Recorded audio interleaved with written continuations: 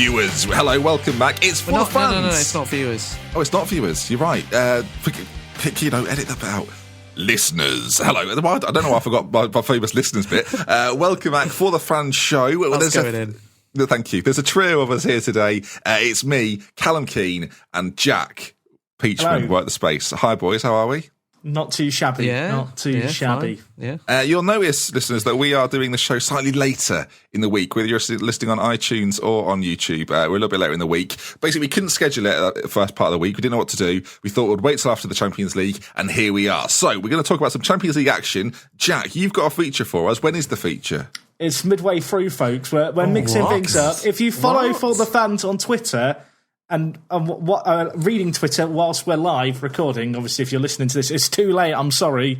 There's some polls that you can go answer, and it will become clear later on in the show. If it goes well, we might do it again, so get involved we'll next see. time. Well, at the end of every show, I well. mentioned the Twitter, so if you weren't already following the Twitter, you've missed out big time.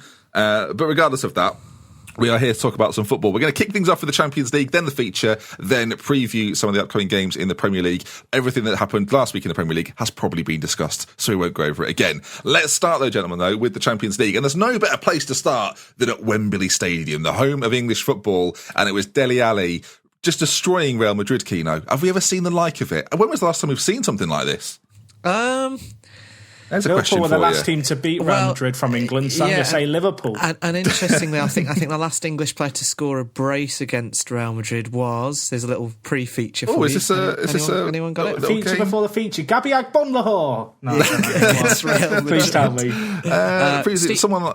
Steven Gerrard, your own Steven Gerrard. In 2008, I think it was. Of course he did. There's probably a couple of penalties knowing Stevie ran that time. It was funny because both of Ali's goals there was an element of good fortune to both of them. Yes. I mean, it sounds like I'm already playing it down. I'm not. We'll get on to how good Spurs are in a bit. But both of Ali's goals did have an element of good fortune because the first goal, Trippier was marginally offside, only a little bit. It doesn't matter though, does it? Still the rule. My bias is trying to break free, but it's a little bit off, ref. A little bit off. And obviously the second goal took a bit of a deflection, but it shouldn't take away from what was a fantastic performance by Spurs. It was pretty different actually to the one which we'd seen a couple of weeks ago at the Bernabeu, because while they were, I think Harry Winks actually epitomised this, and his performance was one of the standout ones for me. At the Bernabeu, he kept it really simple, played quite safe, was recycling the ball a lot, and just sort of played into that kind of counter-attacking system that Pochettino went with in Madrid. But in this game, Winks sort of, as I say, epitomised Spurs' change of attitude and sort of change of tactical style, because he was a lot more playing a lot more vertically, looking to sort of break the lines more, trying to be a lot more creative. And his pass for the first goal, obviously, as I mentioned, was sort of really indicative of that. And I thought he was absolutely outstanding. And really, both of these games against Madrid, he's really shown his best football, which obviously we'll get onto the England squad that was announced today.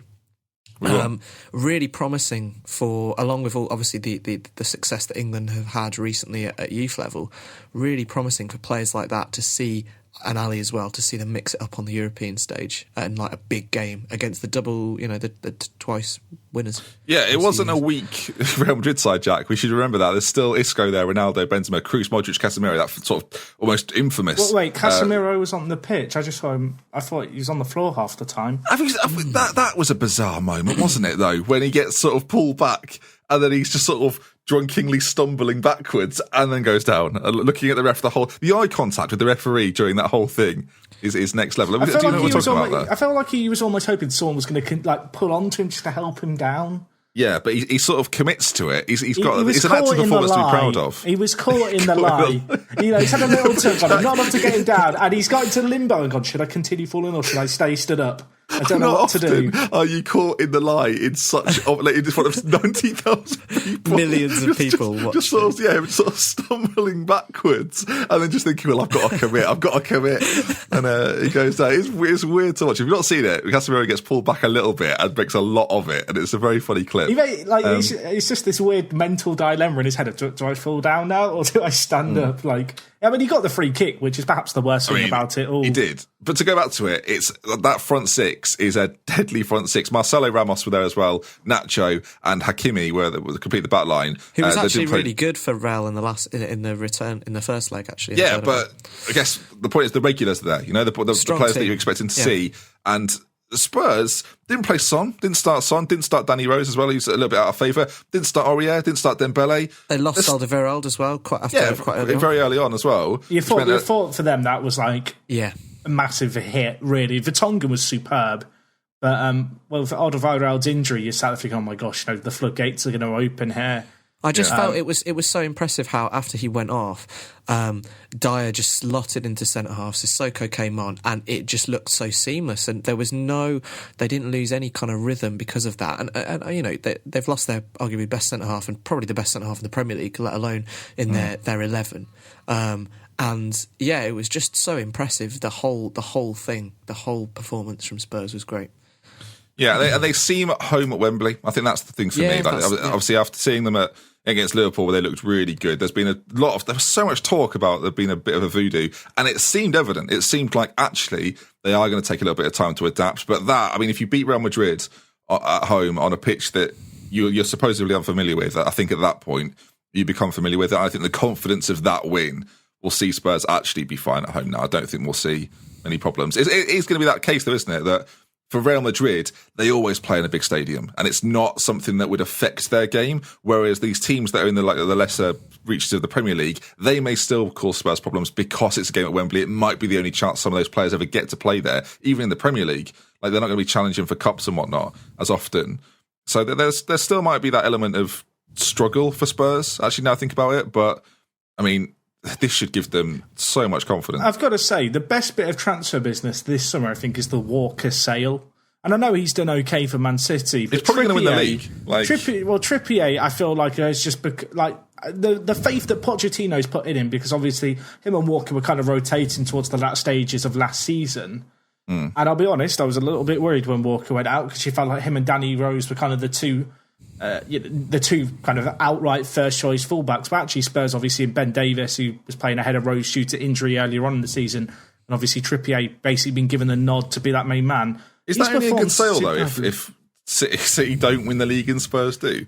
What? Like you said that's like the transfer business of the window to get 50 million for him. I think it's not about the money. I think it's about the faith that he's put in Trippier and just how well Trippier played. I thought Trippier was one of the best players on the pitch. Do we think Walker could do what Trippier does, though? I think they're pretty similar players anyway. I think there's a better crossing ability maybe from Trippier, but I don't know. I feel like getting that kind of money from one of your rivals and having a player like Trippier who you can bring straight in and looks as good as him. That's fair enough. That's fair enough. I think you can add to that. Well, yeah, I don't agree with you that it was the best transfer of the window, but I think for the money that they got for Walker in comparison to the lack of impact that sale has had on the team, and you can argue that they're better this year, particularly in the Champions League. Whether that's down to Trippier being there instead of Walker or not, it's probably not, but the fact that they've had little to no impact from losing him and got 50 million quid in the bank does make it look really good. To clarify, that's the point I was trying to make. Not that, it's a good transfer business rather than a good transfer deal. It's a fair point. I just want to mention as well, before we move on, a bit on Madrid, because they obviously lost at the weekend against Girona as well. And that's the first time that Zidane has lost 2 games in a row since he's been there. It's not bad, is it, really? In the scale of things, it's not bad. No, it's not. But put into perspective of the dominance that he's had really since he got there, it's a bit of a worrying sort of period for Madrid. They're now 8 points behind Barcelona in the Liga. Real Madrid have never overturned an 8-point deficit at any point in a title race against Barcelona. Yeah. And they have that deficit in. We're just into November. There's a long way to go, and they're already that far down. This time last year they qualified second out of their group. They had a problem against Legia Warsaw at the Bernabeu. They didn't look great in the Champions League at that point, and obviously they went on to win it. So we've got to take it a little bit with a bit of scepticism. This form, but the way that I thought, particularly their senior players, Ramos, I'm thinking Modric as well, who was had a very poor game by his standards at Wembley last night. The way that some of their senior players played in this game was quite worrying, and we know at Madrid that the tables can turn on a manager very quickly. And the squad is, and obviously the nature of the players that they bring in, those players are so powerful that if they decide that it's not working with the manager, then, as I say, that could, their thoughts can be communicated upstairs very quickly and changes can take place. So I think if you put it in perspective of the way that Madrid have started the season, it kind of follows quite a worrying pattern.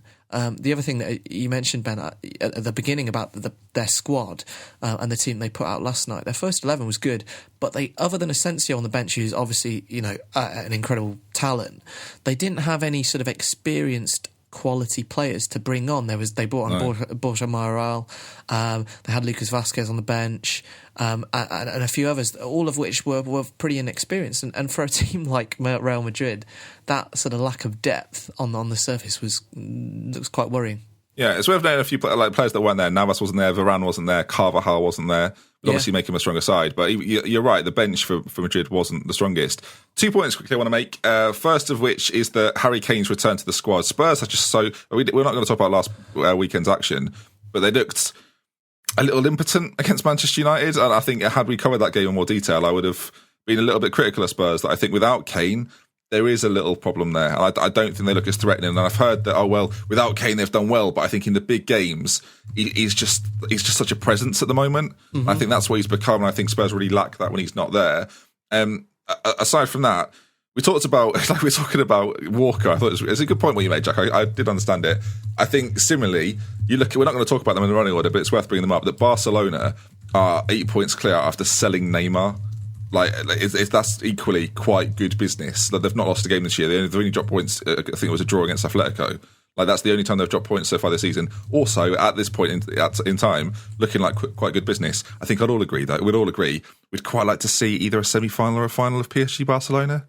Yeah, is that what we're looking forward to? I'm with that. I'd like to see Man City, though. Liverpool Spurs in the other semi-final. Yeah, I'm all for it. Speaking of Manchester City, let's talk about them. Them versus Napoli were set up to be, both games actually were set up to be really exciting accounts of football. And Kino, you enjoyed it. You watched this game, so I'm going to allow you to talk about it. I was try-harding. I had 2 screens. Actually, no, I had 3 screens on. 3 screens? Because I was watching the Villa. He's like Robbie Savage, Jermaine Jenas and Chris Sutton in one. That's what he is. I was watching the Villa win 2-0 at Preston as well. So, I'll tell you what, that's what we're looking for. That's not in the running order. That's Stevie. No, it's not in the running order.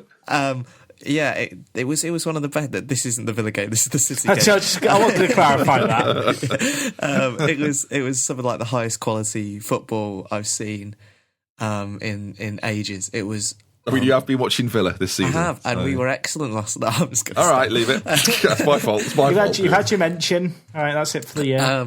But yeah, like I say, the quality from both teams was so high, and it was, I think, often when City are playing nowadays and when Guardiola teams are playing in general, the TV producers like to show up like the passing stats and the possession stats and stuff.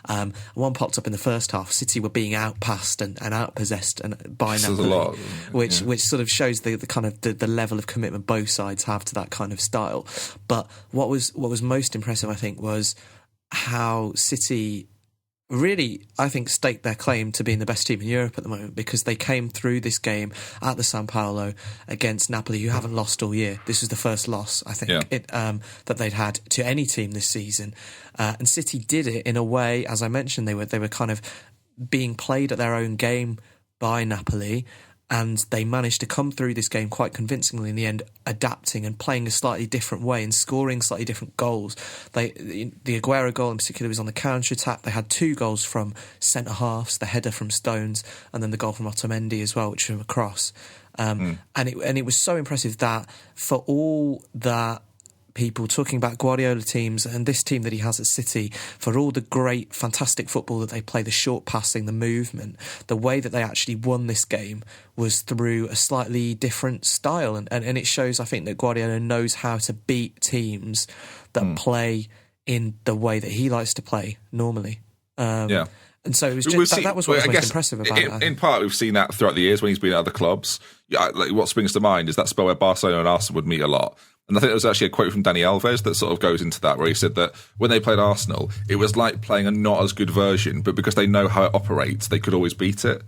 And I think that there's part of that in this game against Napoli, that Pep Guardiola knows this sort of system inside out, so he knows the weak points, he knows the vulnerabilities, and he knows where to attack it. Equally, Napoli were able to do that twice against City.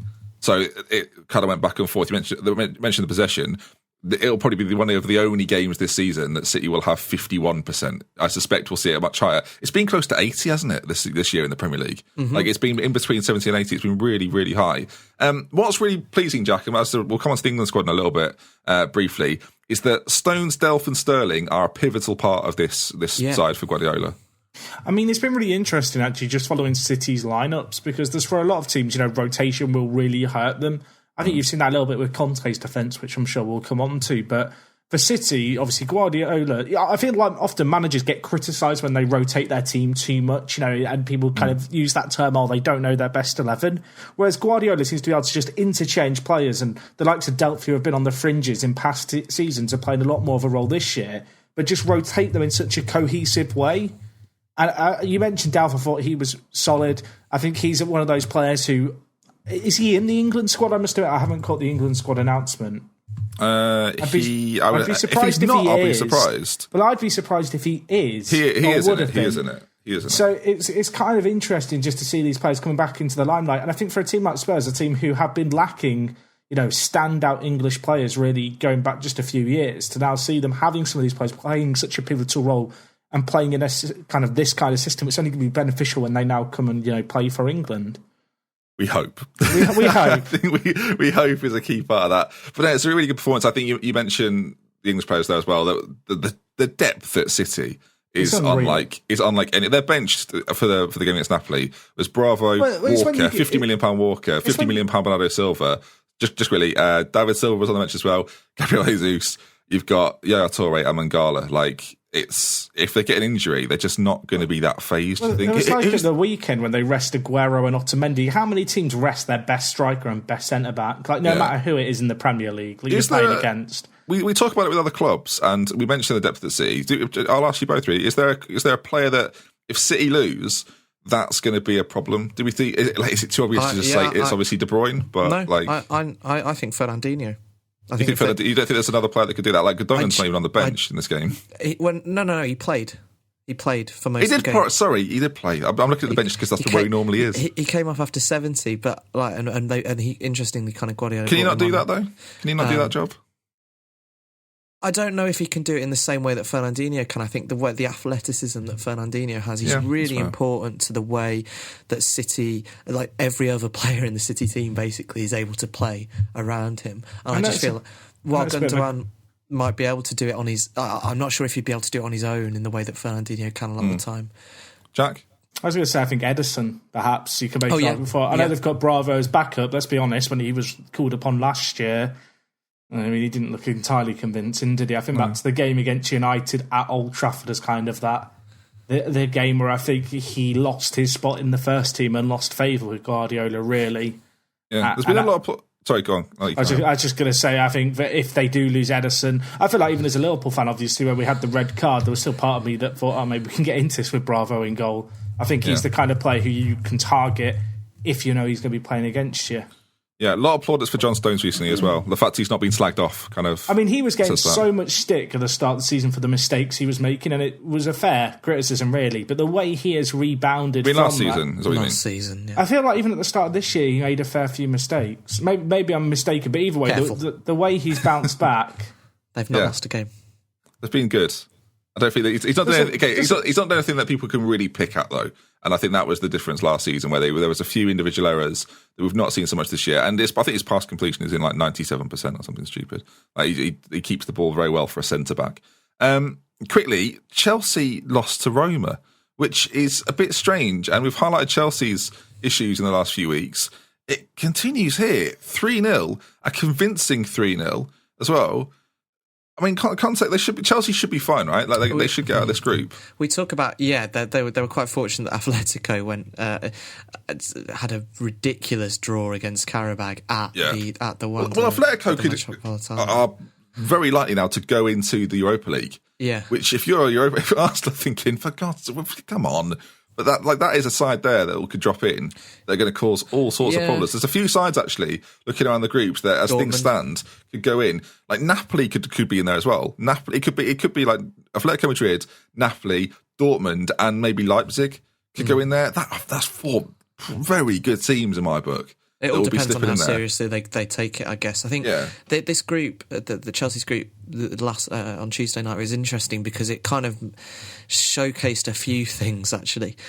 When Chelsea beat Atletico in Madrid, that was, and I think we hailed it, and many other people hailed that performance as one of the best performances we'd seen from an English side in the Champions League. It doesn't look quite as good when you now see Atletico labouring to 2 draws against Qarabag in a row, and looking altogether kind of really out of sorts under Simeone at the moment.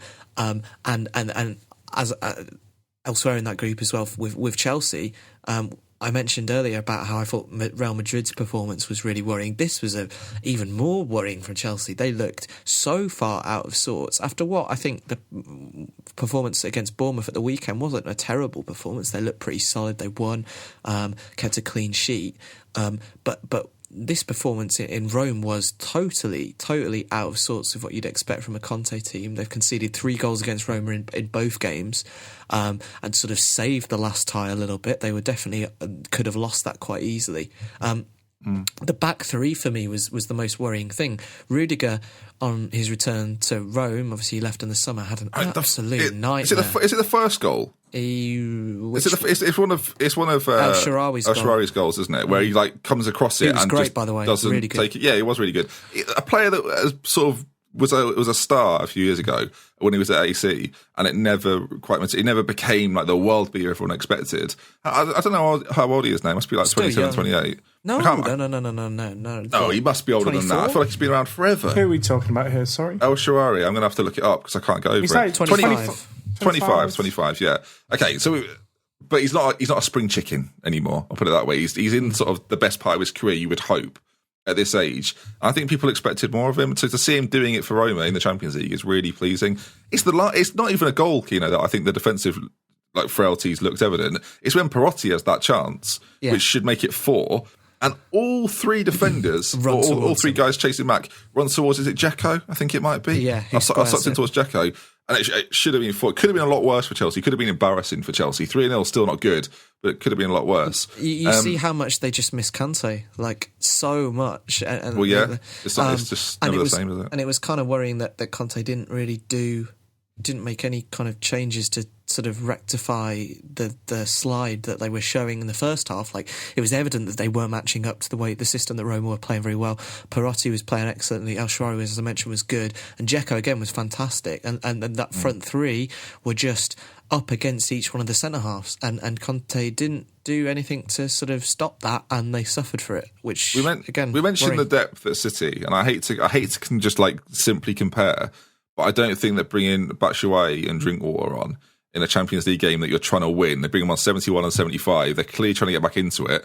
I mean, it's almost a little bit too late at that stage, but it's not. There's not as much depth in the Chelsea side, and it's something we've talked about all season. It's just highlighted again here in these sorts of games that they don't have players to come off the bench and do something. I'm not going to criticise him too much, but I do think Eden Hazard gets away with murder. I think that there's games in which he has so little impact for a player that is sometimes the best player in the Premier League that he's not even close. Not even close is probably harsh, but we never talk about Hazard, I don't think, on this podcast especially, as a top bracket player, and it's because he has games like this where he's just anonymous. I find that to be frustrating with him because I think he's got a lot of ability, and he's supposed to be moving to Real Madrid soon, based on one of my predictions. That's irritating me, but it's not going to happen if he carries on. He had that year off he had when they finished 10th is poor, and now we're seeing Chelsea stumble a little bit, which is. I will say, I didn't catch this game. I caught the highlights afterwards, but I did catch the highlight of the back 3 doing some of the worst defending I've ever seen in a professional football match, and I don't know if either of you have seen this. Are you going to tell him or am I, Kino? Keep going, Jack. I mean, have you already talked about this? Because you just started talking, and I'll be honest. I was looking at the running order, thinking about the Liverpool United game. Well, let's go to those instead. Bloody I'm sorry, it's been a long week. He's thinking about. It's one of the highlights of the show. You guys are going off talking for like 4 minutes. I was like, I'll just check what's coming up. It was just to get involved. I was coming to you about. Luckily, Jack, it's good job you were looking into it. I was coming to you to talk about specifically Liverpool and Manchester United results. We'll start with Liverpool, who are back in form after a 3-0 win. Thank goodness we scored goals, clean sheet. I mean, delighted. I feel like this game, it could have been so many more. Jack. I can't get over it. Carry on. Sorry. I'm sorry. It has been a very long week, and you guys just went off in the zone, and I'm sat there going, "I'll check how the feature's doing on Twitter." I expect you to listen. The feature has to take priority over the main podcast. I'm sorry. I mean, Gary Sturridge just scored his first Champions League goal in I think 8 years. So and did he do that? I don't think he did the dance. No, he didn't. He did it at the weekend, though. Is he all danced out? Does he not dance midweek? Is he all danced out? Is he tired of dancing? He don't feel like dancing. I will say in this game, like Salah should have had so many more. And I feel like if there's two criticisms I have of two Liverpool players. Salah, I feel like he should be scoring a lot more of the chances that come his way. Number two, best player we've had this year. I don't know, but he could be even better. Is kind of my point. 10 in 16. It's not. But he's missing a lot of chances as well. He gets a lot of chances because he's rapid. And the other thing that I've learned, and I don't know if anyone else has noticed it this season, Matip can't actually accurately head the ball. Like, he's really good at the whole jumping thing. I swear, the amount of corners where he wins a header and it just doesn't go on target. And now I've mentioned it, you're going to notice it every time. I know what you mean. Because when he heads the ball, he brings his arms up. He always heads it wide or over. I've never seen him hit the target with a header. Like, I hate to rant about something so menial. No, it's okay. It's all right. At least it's a point that we've not made yet. I think, when you're taught to head the ball and you're supposed to use both arms to head it, to cushion it, but then eventually you realise that I don't need my arms anymore because I'm capable of heading. So Matip's never really got past the stage of having to put his hands up to head the ball, and it's all a little bit because he's 6'6", whatever it is. It's all a bit rangy. He doesn't look in control, and I think that's how that goes into his heading. I'll be honest, Jack. After a 3-0 win, I wasn't expecting you to criticise Salah or Matip's heading. But I just think Salah, he had some great chances in this game. I think as far as Liverpool are concerned, obviously fantastic result in the end. I'll be honest, at half time I'm sat there going, is this just going to be one of those days? Yeah, I mean, Mr. Penn as well. Yeah, are you thinking, we get the early goal, you're thinking, all right, another goal early on in the second half, from this penalty, we're going to be fine. As soon as it's missed, there was 15 minutes of me being very nervy about it all. Yeah, but in our group, 13 goals, 3 against. It's not bad, is it? And if we win our next game, we're through. So I think we'll all take that. I mean, we will. I'm a little bit worried about Sevilla away and then having, going into that last game knowing that we have to get a result. We're at home, though, against Spartak. Spartak are dreadful. Let's not forget. This is Liverpool we're talking about. All bets are off. Then I immediately feel nervous. A team that aren't struggling at all and are looking very convincing in their group. Probably one of the easiest groups, I would say, is Manchester United. They have 12 from 12, 10 goals scored, 1 against, 4 wins, easy pickings. Did any of you see the press conference with Mourinho after this game? No, I can't say I did, but inform me. He thought they were through. He thought they were mathematically through, and he was really happy. And then the commentator explained, actually, you could still finish third, theoretically. And he, got in a big grump. He did his Mourinho thing where they ask him a question, he goes, no. Just says no to any of your questions and goes, you have your analysts upstairs, they can analyse the game. I'm here to manage, and then went off on a strop. That's pretty unlikely, though. That means that Benfica will have to lose all of their games. I mean, weirder things can happen. I mean, they've lost 4 out of 4 so far. So, I mean, it is possible. Not only that, it means United have to lose both of their games, quite dramatically. I think maybe it was the idea that they could not make it and sort them a little. Mourinho's been around enough to know. I think he knows he's through. He's probably pretty happy with it. But no, they're looking really good. I think they're probably the side of the Champions League people aren't really talking about. We've seen Chelsea have great performances and stumbled. Spurs have looked really good. City have looked really good. Liverpool are sort of plodding along, but 12 from 12. There's teams that have done it in Europe, and they're one of them. PSG have got 12 from 12 so far. Manchester City are the other team, and that's it. There's only 3 teams currently on 12. I think the thing with this group is it kind of falls into that bracket where there's no standout team with United. So certainly as England fans, when you've got the likes of Tottenham taking on Real Madrid, Chelsea taking on Atletico, this kind of this group, it's always a second fiddle result and kind of game, no matter who United play. And they've kind of, as you said, they've done the business. 1 goal conceded in 4.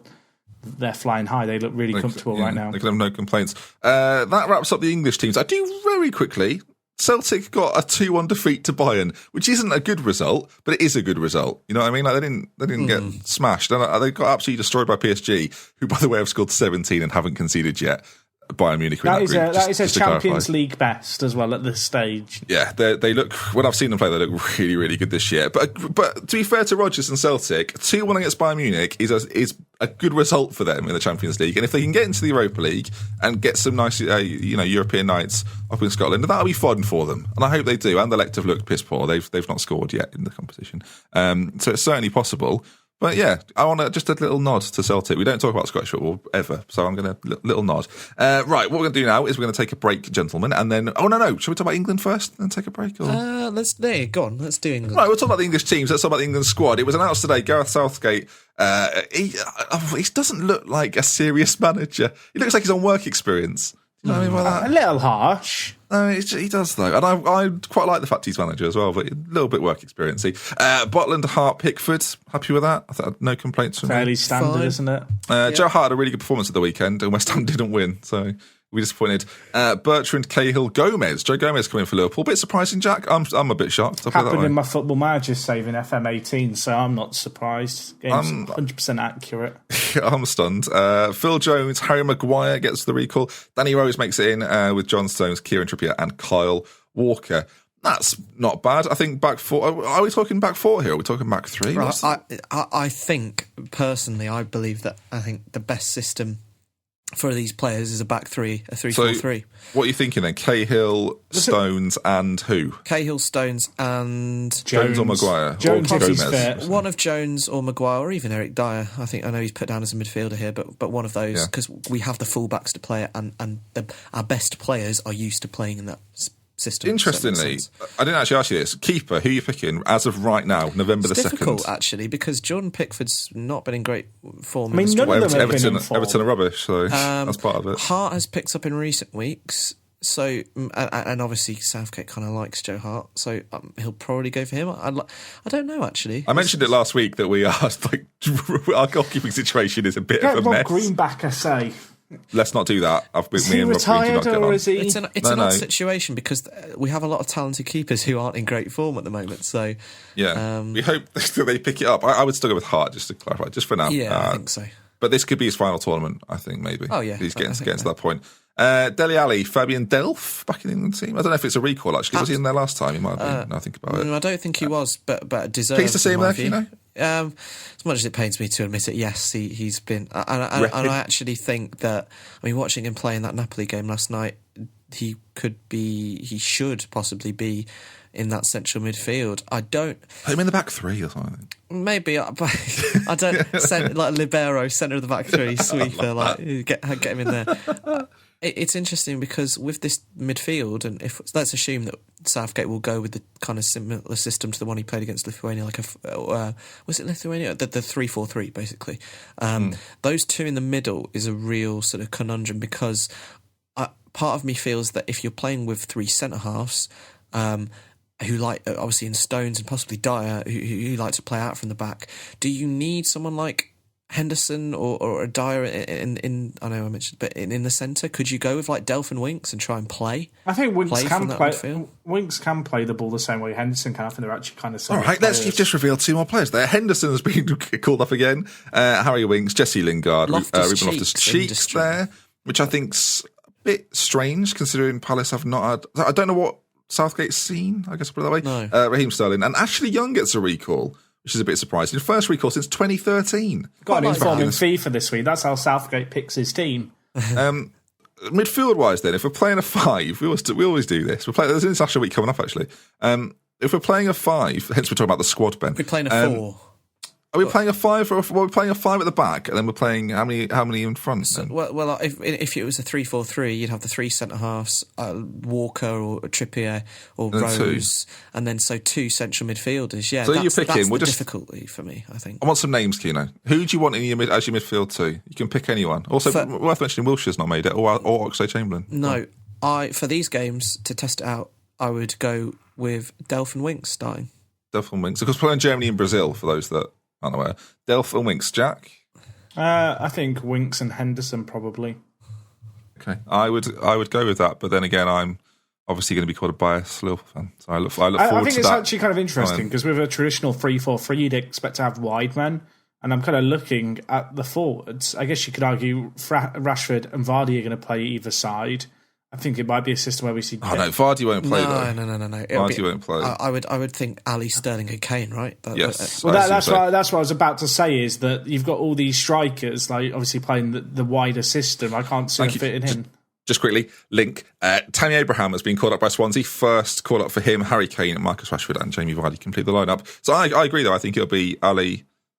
sort of behind Kane, and then Sterling floating around as well. The width will come from the wing backs, which we are very strong in. Bertrand, obviously at left back's excellent. We have Danny Rose, who's still coming back to fitness, but fantastic in that position. And then obviously, I think Rose will play as well. I think he'll start Rose. I think you should probably go with him as well, considering that he's had that injury, and we wanted to get him back to full fitness. So I think he should play him, and then one of Trippier or Walker, who are both playing fantastically well this year. So the width will come from those. It is really that midfield too that I find is a bit tricky, because obviously we're playing Brazil, Germany. I don't know if you need a traditional kind of, or a slightly more of a destroyer type midfielder, or at least one who will sort of just go from sideways and recycle it more. I don't know if you need to do that, which is why I'd like to see maybe Delph and Winks and try and be a little bit more aggressive in our passing, like more vertical, try and play through them a bit more. No, Jack Wilshere. I genuinely hope Jack Wilshere finds some form for Arsenal and makes his way in, because I think we've talked about it last summer that we think he's probably the most creative of our midfielders to play in that sort of position. I think this England squad misses someone like him. And in an ideal world, like a in-form, fit Jack Wilshere would definitely have a place, but that's the problem. Well, there we are then. That is the England squad. We look forward to the games against Brazil and Germany. Should be games that we actually look pretty good in, based on the style that we've sort of developed over the last couple of years. I say developed, we've not seen it too much really, because we batter everyone, sort of. That is going to bring us to the end of the first half. Then we'll take a break and we will return with Jack's feature. I mean, I don't know what to make of it. I'm ready for it.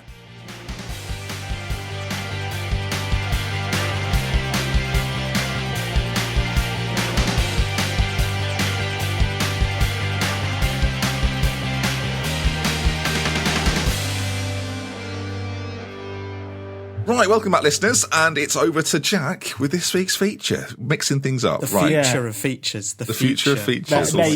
Maybe. So, slow down. I had a feature to come up with in 15 minutes, so there wasn't a lot of time. So I improvised, and today we are going to do For the Fans Family Football Fortunes. I didn't think of a name. That's the one. Okay. World renowned. So, I took to Twitter. I asked 6 questions. There were 4 different answers. You guys are going to take it in turns, 1 question each. You have to pick an answer that you think was the most popular, and the percentage of people who voted for it, you get that many points. Okay. Oh my God. So we have to factor in viewers' bias as well. I just want to make this clear. I don't have a family with me.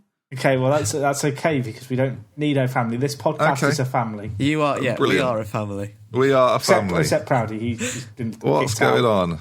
Okay, right. So let's. I'm fascinated to see how this goes. Just go with it. So question. The best way is, we've been banned from Twitter throughout this show. We can't even look at it. Right, go on then. Question number 1. It had 337 votes. Thank you to those who got involved. That's quite a good turnout, isn't it? This is for Ben. Okay. I asked Twitter, who's the better manager? Mourinho, Klopp, Guardiola, or Conte? Well, I have to say who the best manager is. You have to pick one that you think Twitter thought was most popular. It doesn't have to be your opinion. Brilliant. This is great. Okay, I think... bloody hell. I think based on this season and how Twitter is the most short-term minded people ever, thanks for voting, we'll go with Pep Guardiola. Are you sure? Yes. I've got to make it dramatic. There's not many questions, okay? Just roll with it.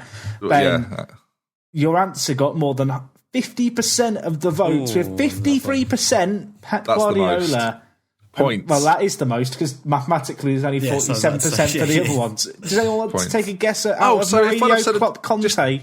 Just quickly then, if I'd have said a different one, is that how many points I would have got? Correct. You would have got... Oh, heavens above. Okay, right. This is a high-scoring feature. there's only 3 questions each. So, does anyone want to take a guess out of the other 3? Mourinho, Klopp, Conte, for who came second and third?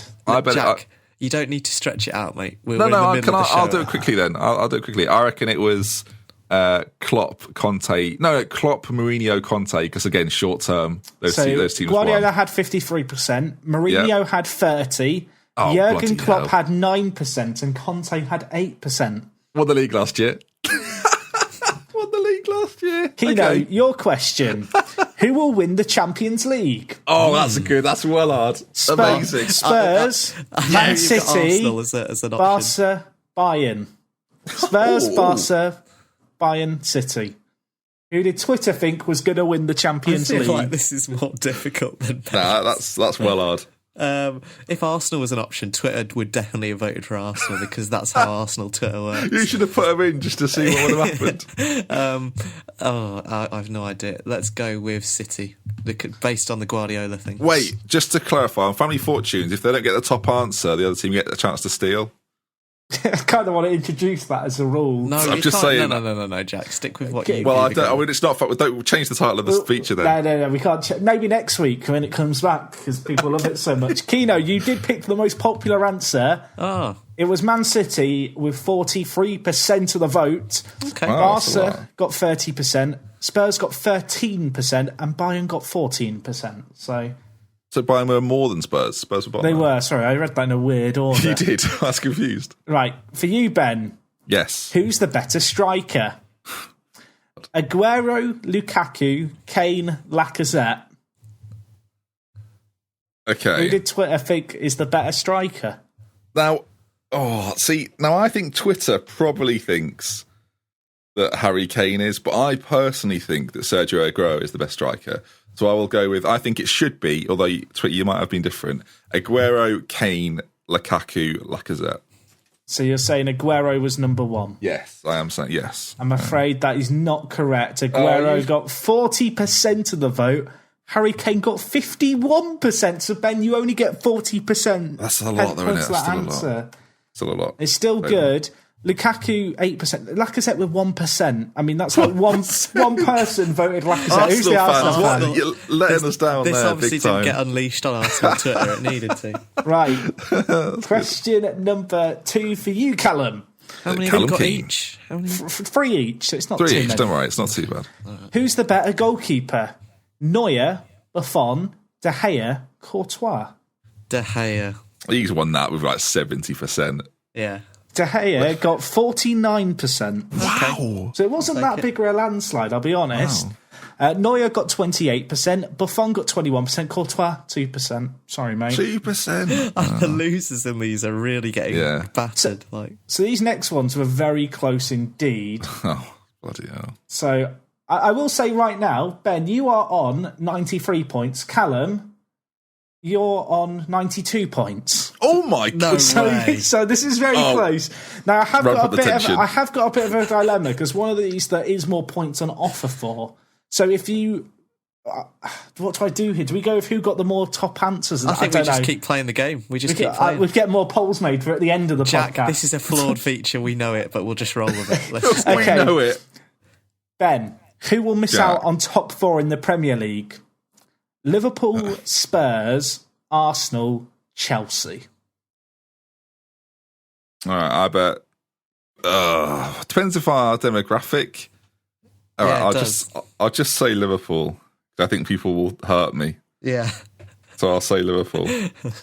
Ben, you got the second most picked answer. Ooh, okay. Arsenal was number 1 with 48%, but and it's a big but. Liverpool got 43% of the vote. Wow. So it was very close. Points. Chelsea got 7%, Spurs got 2%. I feel really guilty now because no matter what answer Callum gives, I don't think he can actually win mathematically. So don't care. Don't worry. Let's I play the feature, Kino. I feel like that's my default setting in features, Jack. So it's fine. Let's go. For pride. In fact, I want to mix this up. This was the closest. This was the closest poll by a massive margin. So screw all the previous ones. Callum, you're going to pick one first. Ben, you can pick the other one. Whoever gets the highest scoring one gets it. Ooh. No, I don't think so. I think I've won the feature. No, I'm the feature master today, and I've changed the rules. What is going on, viewers? Jack is taking pity Who's on the me. better defender?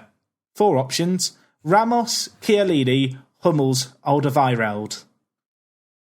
This was the closest poll by a massive it's a great margin. question, mate. It's a great question. What are the 4, sorry? Ramos, Chiellini, Hummels, Alderweireld. Okay. Callum, who do you think? So whoever gets the highest one wins here? Yes. This is bullshit. I think I have a feeling that Sergio Ramos will still edge it from Alderweireld. Okay, let's lock that in. Chiellini, give me the points.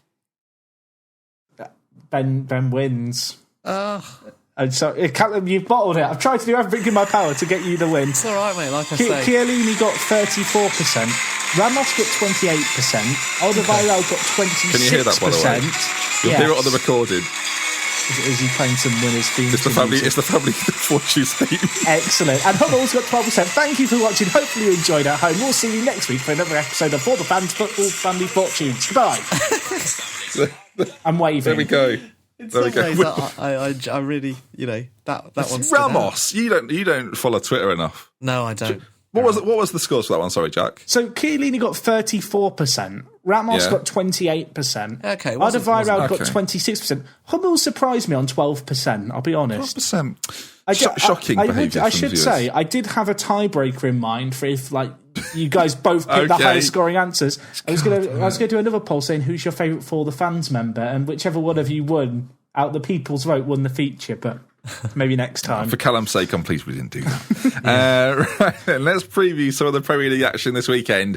There's some big uns on the horizon, folks. Which one should we start with? Let's go for Manchester City versus Arsenal. I would Club. argue it's actually a Super Sunday this week. It's tight. Is that Officially, what are the is that Sunday games? officially? It's always Super Sunday according to Oh, yeah, Sky, Chelsea United. But Yeah, I Chelsea would say United. it actually is a Super Sunday. All 4 of those matches are on Sunday.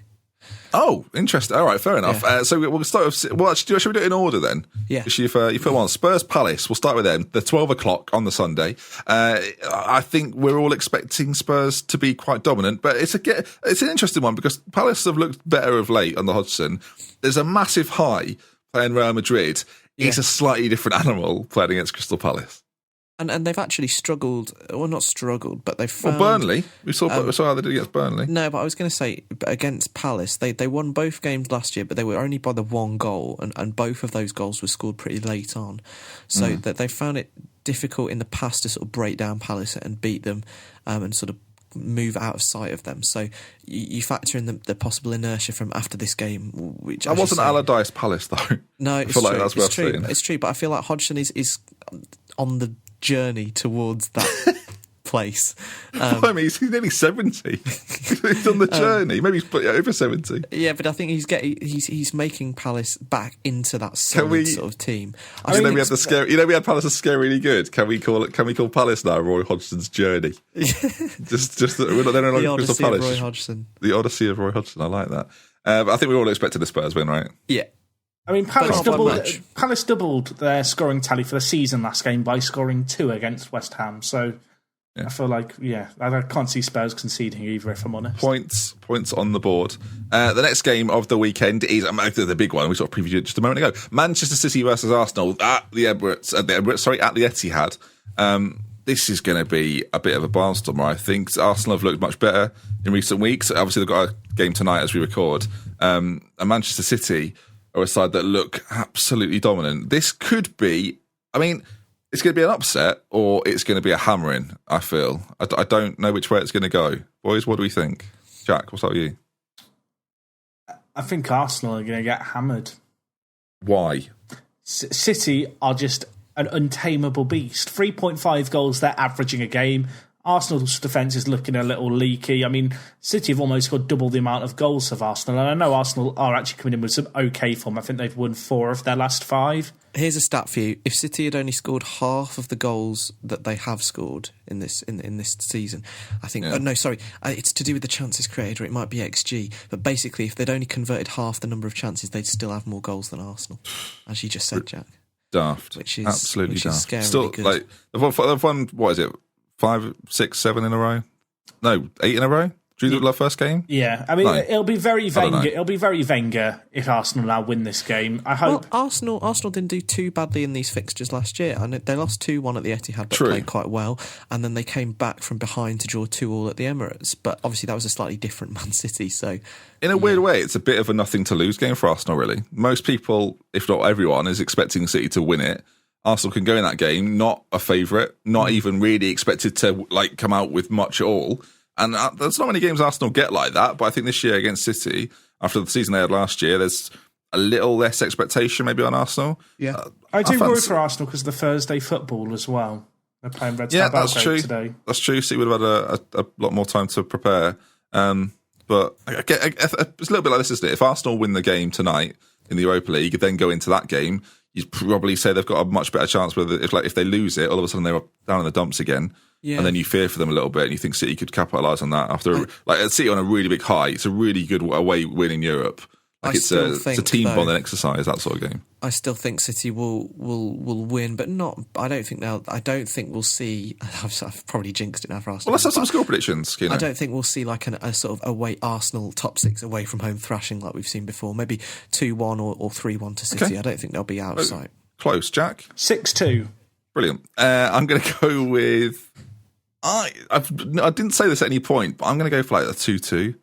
I think it'll be. I think we might see a good Arsenal side because sometimes they do pull it out, don't they? And obviously they knocked City out the FA Cup. Sorry, I forgot that one as well. Arsenal's first 11, like if everyone's fit, is actually really good. Like it's a really good first 11. It's just beyond that there are question marks in a lot of places. I guess we'll see with that one. Let's go to it's Chelsea Manchester United after that 4:00. And it's a game both teams need to win. Like a draw here would be it's not a good result for either team, really, especially if City win their game.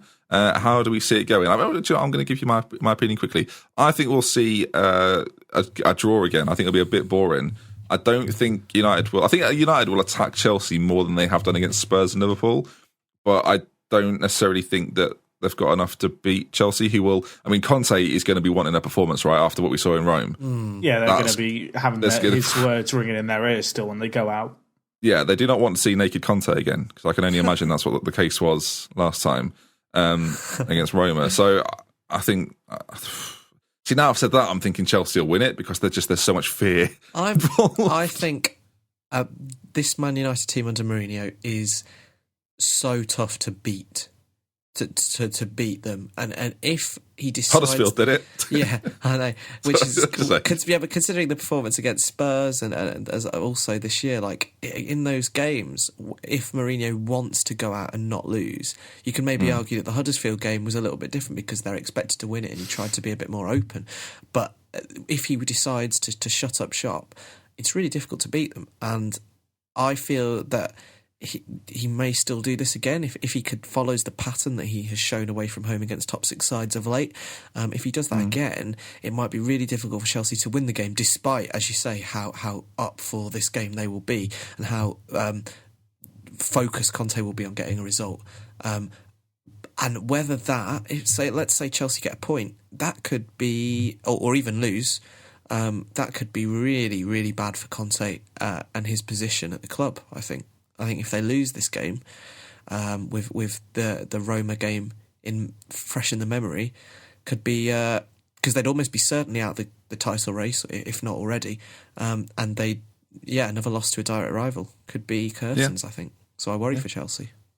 Jack, who do I think is going to win? Even? Yeah, I feel like this is just going to be 0-0. I know that Mourinho needs to win this game. But I just think it's going to be one of those games where he tries to keep his own personal pride away at Chelsea. I think it's certainly possible. I'm going to go with maybe like a 1-1. Can you give a score prediction there? 1-0 Man United. 1-0 Man United. And then finally, Everton-Watford. Everton have just lost in Europe. I think they're out of Europe. They are pathetic, aren't they? It's over for them. I think they lost 3-0 to Lyon. They've now got... maybe a tricky game against Watford. What are we expecting? And no, I just realised that Everton are out of Europe. Watford, then, do we think they're in a bit of a slump? 2 wins in the last 6, lost their last 2 games though. Watford. They've had tricky, right? I mean, they've had tricky games. I think it's worth reiterating that, and they are still 8th in the league. False position. Yeah. I think they'll Say win this again. game, though. If it'll be Everton, I think Everton might have to appoint quickly. I think Everton feel are like. Well, it's clear. It's not a case of opinion. I think it's clear that Everton are a shambles at the minute, and Just don't bring in David Moyes. could happen. Could happen. Moyes is one of the front runners to And replace that's Bilic. sorry, I didn't know that, but that's really funny for some It's reason. quite funny. Imagine that. West Ham fans will not be happy. No, I can't see. I can't see Everton winning. I don't know. I shouldn't be so harsh on Watford because they've done well in places where maybe they're not expected to on occasion. I'm going to go for another draw. I think we have a weekend of draws.